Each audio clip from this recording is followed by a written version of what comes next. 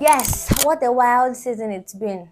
From Crystal Palace winning the FA Cup to PSG finally winning the Champions League, we have a lot to talk about. Welcome back, Sideline Inside Football Podcast, where we talk everything football related.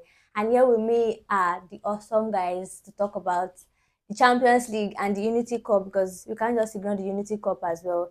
A whole lot of drama and wonderful football too was also played there as well. So please make sure you like, share, and subscribe. If you are joining us for the first time, this is Sideline Inside Football Podcast, where we talk about everything football related. So, guys, please introduce yourself. Thank you for joining us all over again. Yeah, my name is Mark Ndiolwa Fermi David. Hmm. Yeah, as usual, we are back again, Yeah, and so this is Beyond Sport joining the podcast again. where should we begin? The Champions League. I mean, the Champions League is known for its drama, for its comebacks, especially in finals. But yesterday was should I say nothing to write them about? But we just have to like go with the flow like that. So give us your thoughts on the game between PSG and Inter Milan yesterday at the Allianz Mm. Arena. Well, the Champions League, uh, the much anticipated UEFA Champions League, we're all looking for it, and no Real Madrid, Mm. at least for the first time, in over 2 season or 4 season and thereabouts. Mm-hmm. They are usually in the final, Mm. regular customer of the UEFA We Champions know, League. we know. And yesterday it was all about Inter Milan and Yes.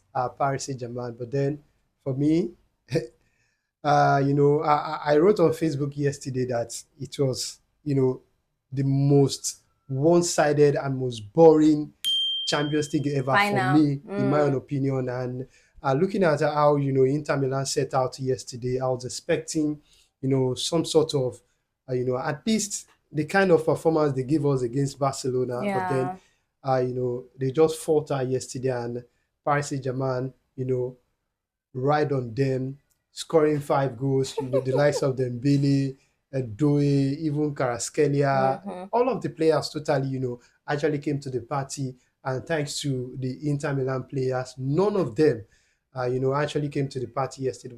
But then, big congratulations to Paris Saint Germain, and the fact that they were able to win it yesterday. Give them that sense of belonging Mm. among the elite when it comes to winning the UEFA Mm-hmm. Champions League. So I was really happy for them. But the fact that they won the Champions League also, a lot of narratives have been going on social media. People are saying, "Oh, Kylian Mbappe, he left for Real Mm. Madrid. True. Paris Saint-Germain finally winning the Champions League." Honestly, I think it's unfair on Kylian Mbappe, Yeah. because if you are talking about a young boy who has done really well for Paris Saint-Germain, Mm-hmm. right from when he joined from AS Monaco as Mm. a young player, he's been that go-to man for them, even before they signed Neymar, even before they signed, Lionel Messi. He's been that go-to man for them, and he's won virtually everything for them. So if he's not winning the Champions League, it is not his fault. Of course, it is not his fault. But then Mm. we've seen great players also leaves one club, join another club, and eventually that club, they left, finally won the Champions League. So Mm-hmm. I think for me, it is just about Kylian Mbappe yesterday. People should focus on Paris Saint-Germain winning the Yeah, Champions League, and yeah, not the actually. other way around, and not Mm. Kylian Mbappe.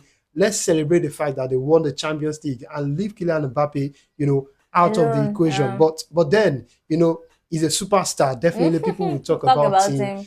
And for me, once again, I'm really happy for Paris Saint-Germain, happy for, the president of the club, the fans. Mm-hmm. I heard him join the interview after the game yesterday saying, this is the start of a new era. Mm. Hopefully, it's going to be a new era for them, because it's a thing for you to win the Champions League. It's another thing to be very, very consistent going forward. Just like we've Mm. seen, some of the top teams, the Do likes of Liverpool, Real Madrid, Real Madrid, even AC Milan at Milan. some point, even Mm. They though were they are consistent not where they to usually, be. are before. But right now, Paris Saint-Germain, let's see how this new era pan out for them as far as the Champions League is concerned. Yeah, Farah, give us your thoughts on the game, because we're still going to go deeper about the performance of each of the players. But let's just give us the expectation, what you expected from the game, and then what later happened, and your reaction and everything. Just walk us through it. Yeah, my expectations for the game were actually what eventually played out because it has been I've consistently saying I've been consistently saying that this Inter Milan side Uh, cannot play Play football, football. and it was clearly shown in that particular final yesterday because you could see from the start of the game, even the start of the game, PSG did a very funny thing. They gave Inter Milan a throw-in from Yeah. kickoff, so they'll be able to press them high up and everything. That showed. I feel this PSG win is just a combination of a whole lot of things. They've changed the idea, the way the football club is no longer signing the biggest of names. You see their starting 11 is a mixture of Youth quality. and Yes, it experience. mixes everything. So yes, that's the best way. And I feel having a manager who eventually Luis Enrique, who has also won the Champions League before with Barcelona and everything, also help their cause. Although this season it looks they didn't click immediately from the beginning. They Mm-hmm. had a whole lot of they almost didn't even make it to the Yeah. To the playoff. playoff, yeah, They to had round of to they had to come 16. back against Manchester City in Mm-hmm. their last game, but they were not able to make it to the playoff. So it has been a roller coaster for them. I feel a whole lot of things have gone their way, and then the form of Dembele improving at the dawn of the new year 2025 has also helped them. And then his other players, Doué and Bakola too, has also helped. And also the signing of Kvaratskhelia. I feel the PSG board now are not just going for he's a big player, he's a big Big player. name. Yeah. So and I feel the Mbappe talk, I genuinely cannot say. I genuinely don't know how much you could put it down to Mbappe being there, them not winning the Champions League. I feel Yeah. a whole lot has happened. I feel some of the managers they've had over the past few years have not even been good. I still remember the times of Laurent Blanc. They Mm-hmm. even I'm trying to remember this guy that came from Nice to be their manager. Is it Garcia or something?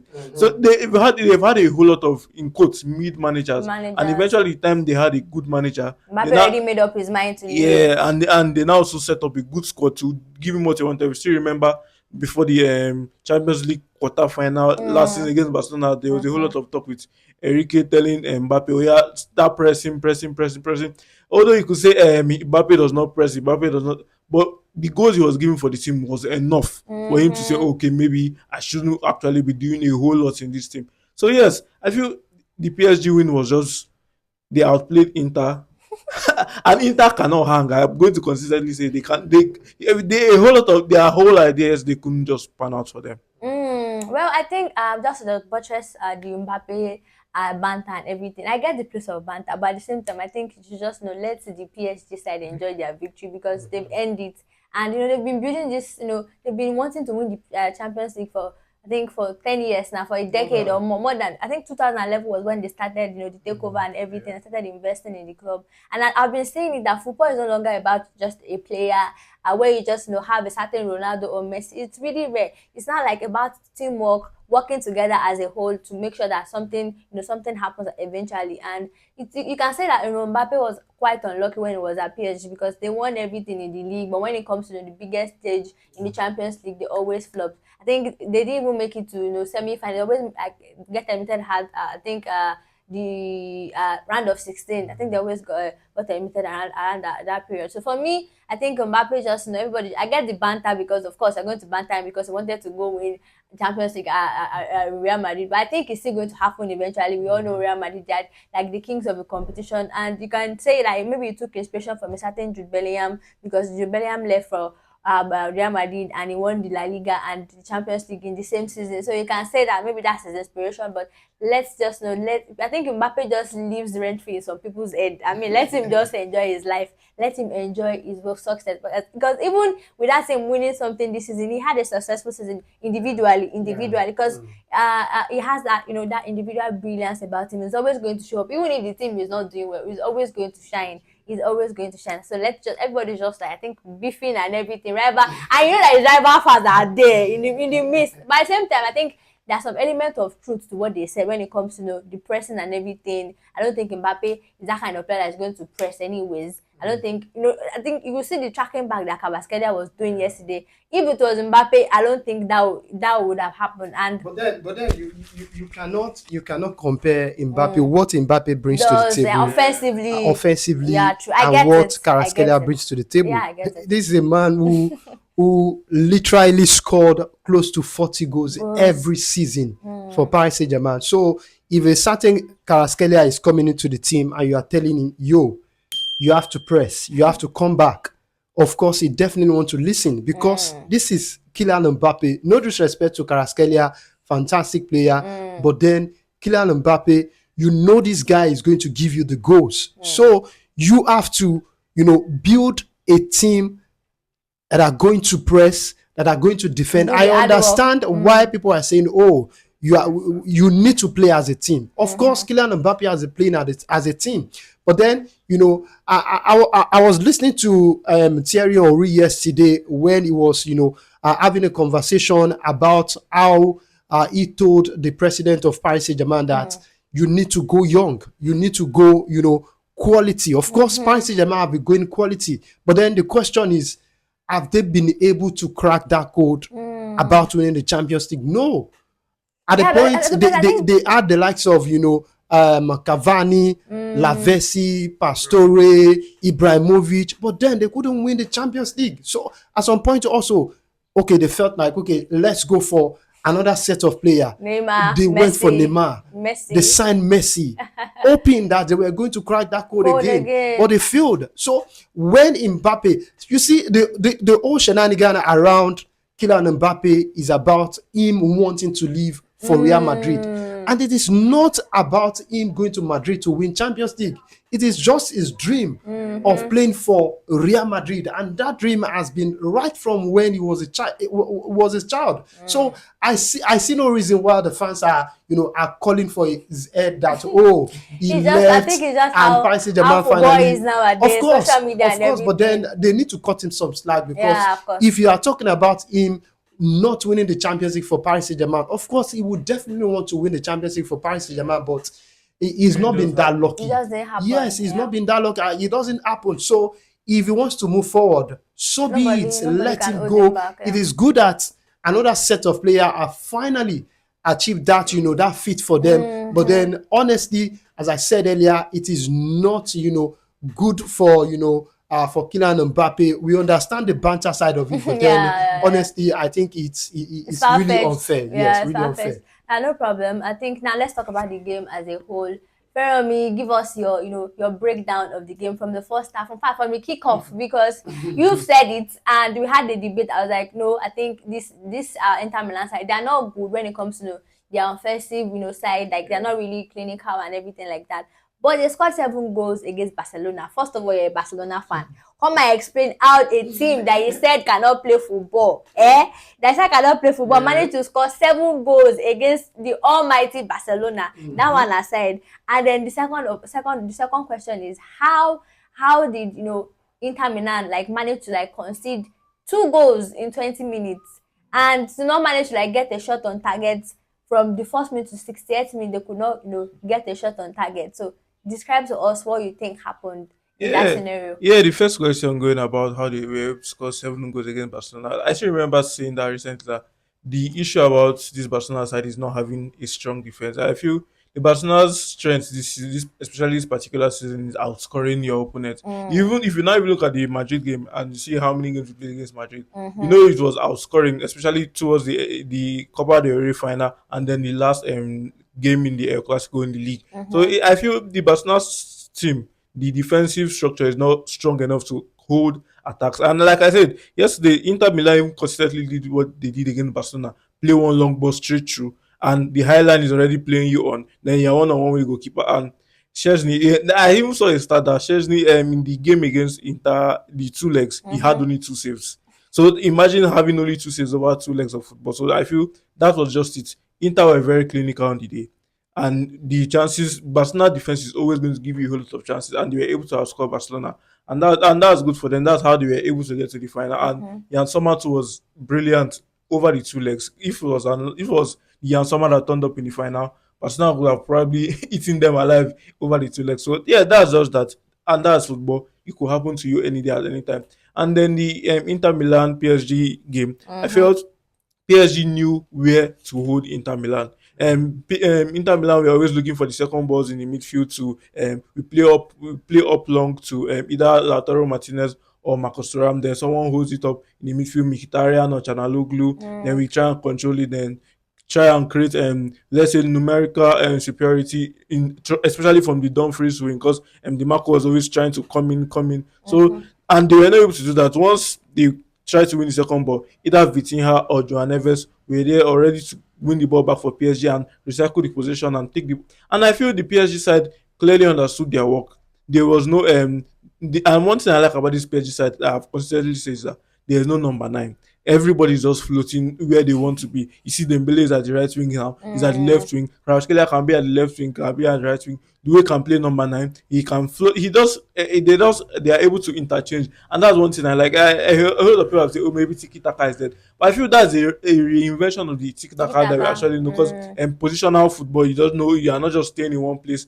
The ball and the players are moving at the same time. You pass here, or someone's already there, and I feel this also clearly shows us that midfield is very important and you don't need to be strong and big and everything. Physical. Exactly. Mm-hmm. Although I feel the PSG midfield are also physical and athletic, Mm-hmm. but their mind was the main. Is the main, yes, Technicality. is the main thing here, because you see a small Johan Evans, a small Vitinha, Vitinha. even Fayan Ruiz, who you could say is a twink in Mm-hmm. quotes. He's just there. He's with his left foot and Yeah. everything. But you see the way they play, and I think one very important thing about this PSG side, I feel their two centre backs are very very good, and William Pacho and Mm-hmm. Marquinhos. Marquinhos has been at PSG now, I think for 12 years, and Yeah. he's been a stalwart in defense. You see, almost every cutback from the Inter Milan side yesterday was easily cleared by them. He does clear the ball out. That's one thing I also have against Araujo in the semi final. I genuinely don't know how he didn't clear the ball That for the ball. exactly, but it happens. It happens. That's what Yeah. I got to say. But the PSG That's side, not meant to be. yeah, but the PSG side, I feel they are athletic, they are strong, they are technical. Every player I see Nuno Mendes at left back, Hakimi at right back, Pacho and Marquinhos very technical. From the midfield with here, Fabian Ruiz, Joan Neves, very very technical. See Dembele. Although personally Dembele is a player, I will say Barcelona. What will I even say? He hit his peak he didn't hit his peak at Barcelona, because Barcelona. there's been a lot of talk. There's been a whole lot of talk on social media that Barcelona fans say, "Oh, this guy was not good." Until Dembele's final season, he wasn't actually good at Barcelona, and that's why Mm-hmm. I'm going to say development is not linear. You cannot say, oh, because a player he's 20, you expect him to by the next season he should just bump up and just become very very good or become world class. Dembele, I think he's just getting to 28 now, and this is his first world class season. If you look at it, so Mm. exactly development is not linear. And we don't know what could happen next year, but I feel the PSG side and the mastery of Luis Enrique, he just outcoached Inzaghi. Mm-hmm. Inter Milan could not get to the second balls in the game, and Inter Milan, a team that thrive on second balls, the Mkhitaryan's and the Chalanoglu's of this world, could not just hold it. Even Barella, a whole lot of talk have been about Barella, about him being the best midfielder in the world, and see the performance he put up. I don't know. I don't know.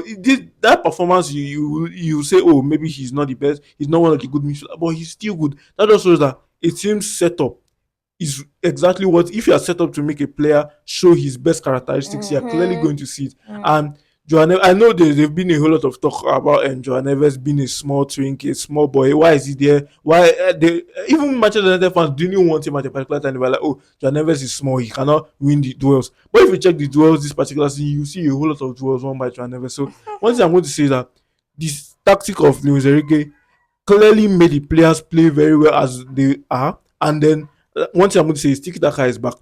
Personally, I feel is a regret, because Mm. there's the you cannot call that what we saw yesterday not positional football. And Tiki Yeah. Taka is clearly positional football. Yeah, yeah. Thank you for that. And I think I'll ask Belu's partner a good question now, because probably mentioned something when he said that it was someone that turned up against Barcelona.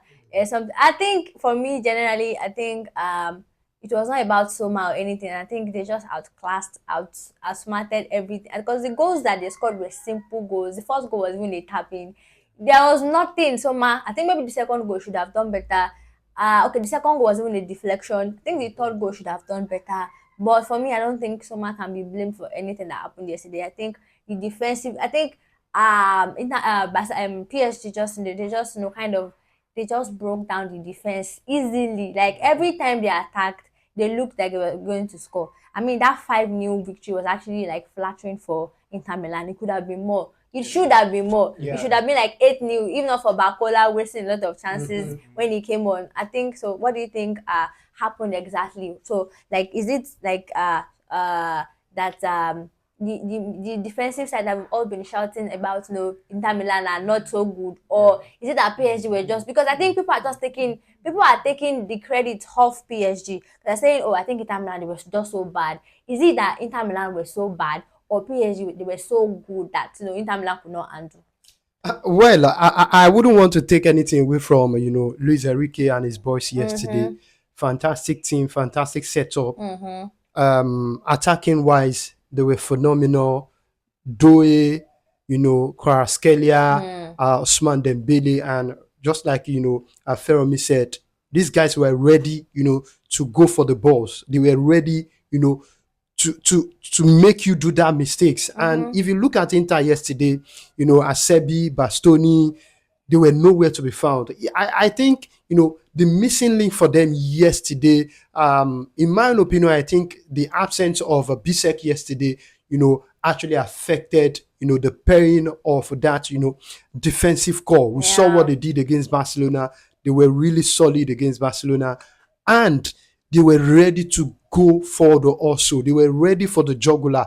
They do not care about what the attack of Barcelona, is bringing to them. They were ready to outscore Barcelona. All they needed to do in that game was to outscore Barcelona. In as Mm-hmm. much as Barcelona have got great attacking prowess in Lamine Yamal, they've got Rafinha, Rafinha, mm-hmm, and guys Lewandowski. who could hold the balls Mm. also. So they were ready to outscore Barcelona. But yesterday against Paris Saint-Germain, they had no clue.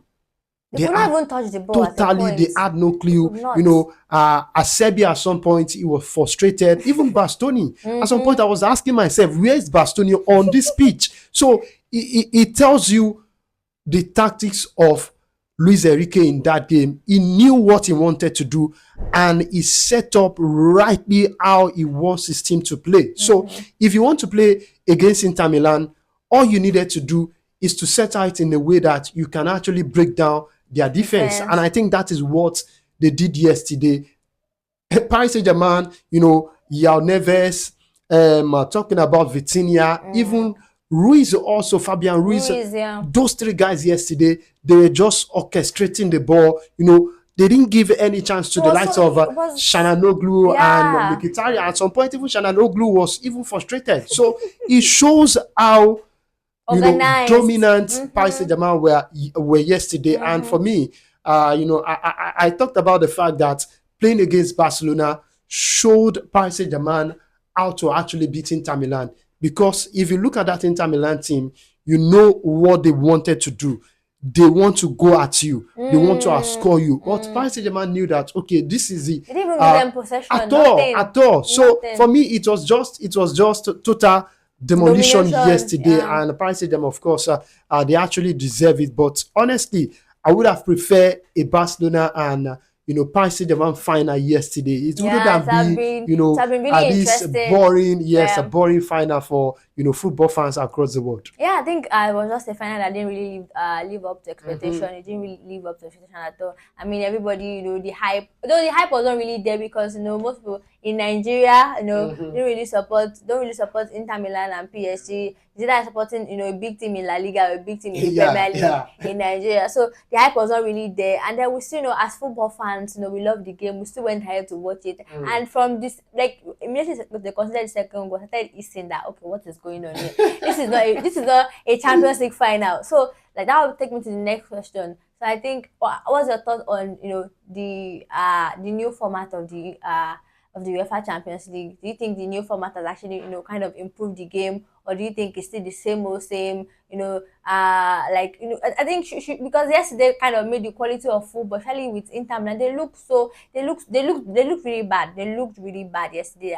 I mean, like, I think Fermi was saying, like, even I flyer team or somebody would have done a better job. I think it was really poor from Inter Milan, and I think it was just kudos to PSG for doing a great job. It was a flattering performance for them, and I think this is like the highest scoring final in the history of the Champions League. I mean, it should have been more. I mean, it should have been like 8-0, 9-0. It was so ridiculous to watch. But just congratulations to PSG for winning that. So the next question is: do you think the quality with the new format of the new format? Do you think What do you expect next season? Do you think it's going to improve, or has it even improved? That's the question.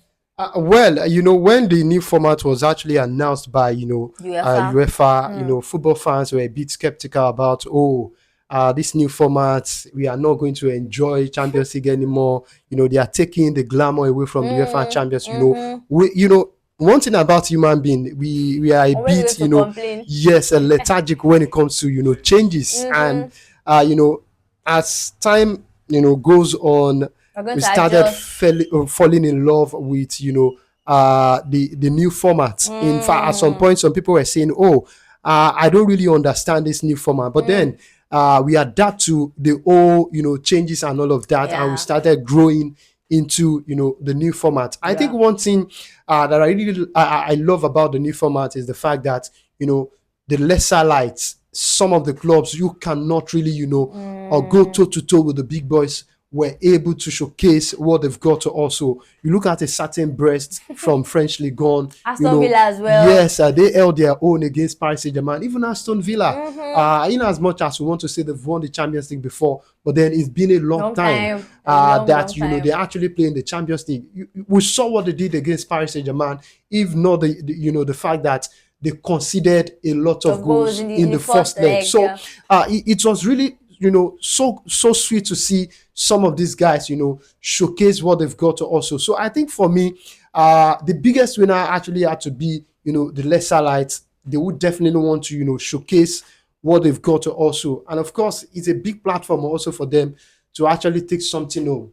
If they cannot win the Champions League, I think the monetary aspect will be that good for them. So honestly, for me, I'm loving the new format and the fact that no away goal rule anymore. Yeah. All of that has been thrown to the bin. The whole club want to come out. They do not care whether you are Madrid or a Man City. They just want to come at you. And if they cannot score you, so be it. And if you fail to do your homework, you are out of the Champions League. So for me, I'm loving the new format. And talking about what to expect next is, of course, it's going to be a business as usual again. Definitely, you'll see the Madrids of this world, the Man City of this world, are coming really strong because they are known for, going up there when it comes to the semi-finals, the quarter-final. They definitely want to get to that level. They want to win the Champions League again. So Feromi, the same question too. Yeah, I feel the Champions League has sort of delivered this particular year. Although we usually see in the knockout phases, we usually saw the regular normal boys and everything. And yeah, I feel the new league phase has actually sort of improved the quality and everything that we have seen. Although we saw a whole lot of big teams could have easily not made it. That's why I still feel something else should be tweaked. And that's why I'm still going to say I want only the top 8 teams to qualify. It's going to be a No more fight. playoffs. Yes, it's going to be a clear fight for who is going to be there, and we are going to see. I feel we are going that at that moment we're going to see a very high quality of football. That's a very good take, Sha. A very good, very good. Because I feel if we saw the eventual winners PSG, Yeah, PSG, they even struggled, yes, they yeah. had to go to the playoffs. So maybe you could say Second chance. Yes, a second chance, sort of like a safety net. Because you cannot tell me if a PSG eventually saw who they played in the playoffs, it was a Brest side, and you cannot tell me a Brest side will be able to come against the PSG side, no matter to it. Even if RB Leipzig now also meets PSG in the playoffs too, PSG are also clearly going to brush them apart. So I feel the playoffs is still a safety net for the bigger teams, and we're still going to consistently see the in quotes bigger teams consistently make it to the final rounds. So why not just say only the first 8 teams should play? We see a very good, high quality of football in the league phase, and that makes everything very interesting for it. But I feel the league phase has, and this is first, it has done really, really well. I feel there have been a whole lot of games, more money for the teams, more everything. For sure, you could say more games for the players and everything, because all of that. But it has been good, it has been interesting. But like I said, I would love to see only just 8 teams. And there will consistently, and I feel that's where we're going to consistently see the best top 8 teams in the world. Best of the best. Because we are not going to, because if you are going to keep on having a safety net for, you just tell me, I can just finish 12th now. And then we play the players and we see how we are going to do it from there. And personally, I feel it should just, it sort of kills the idea of competition and saying, this, but in the league phase, we saw a whole lot of top teams compete against each other. So yes, that's what I feel. That's what more people want to watch. That's why is it? I feel it even brought these ideas from the Super League because more people will say, "Oh, we want to see the bigger boys play each other more." And we saw that in the Champions League. We saw in the league phase, especially we saw a PSG versus Bayern, a Champions League final 5 years ago. We saw we saw all those type of games consistently. So yes, I feel the league phase has done what it was meant to do, but I feel it still makes it still sort of easier for the bigger teams to still qualify to the latter stage. But if it's just only the 8 teams that qualify, it makes it Mm. way, way harder for the in quotes bigger teams qualify always. Well, I think I was actually a bit skeptical because you look at some teams that actually got admitted at during the playoffs. To look at Manchester City, who else? There are a lot of teams like that I know got admitted, and I think it's all about taking your chance because chances are this is just about life. So you're always going to just get second chances. So it's about taking it, and PSG took theirs. Real Madrid took theirs as well, but they still got eliminated later on. So I think about PSG, but they really struggled at the start, but they kind of found that rhythm later during the competition. So just have to give credit to them. And I think the only thing that I actually enjoy about this new format is the fact that when you get eliminated from Champions League, you go to the Europa League. I've always hated that fact that that's like third chance safe. That's like third chance because you qualify for a competition, you failed there, and then you're going to and you look at the stats of those that have like won the Europa League. It's most of the club, most of this that was like Sevilla's plan B. Yeah. They knew that okay, they're not going to win the Champions League. So let's just Kukuma just go to the like a shortcut to go to Europa League and win it. Yeah, and so I'm really happy about this new format, and I think it's going to improve massively next season. We'll have 6 teams going in the Premier League. Some not good enough, some good enough, but I think only time will tell. Everybody has a chance this transfer window to strengthen their squad and improve their team. So for me, I think it's really going to be really important to see how these big teams, the big boys, kind of because I think this season has actually been a very weird one because I think the normal thing you expect the likes of Real Madrid, Manchester City, PSG to be making it to the top 8 in the first place. So that's actually something to actually question. Like, is it that was it injuries or the teams were just not good enough this season or something not really going well? Because those are the teams that you'll be expecting. In fact, because I think the new rules have kind of favors big team because you'll be expecting these teams to make top 8 automatically in the first place, and then you expect the small teams to struggle in the playoff and then meet the big team. Because I think this new format is actually very complicated, and we're here to just enjoy every part of it, enjoy the new dynamics, and just navigate it together. And so, thank you for joining us.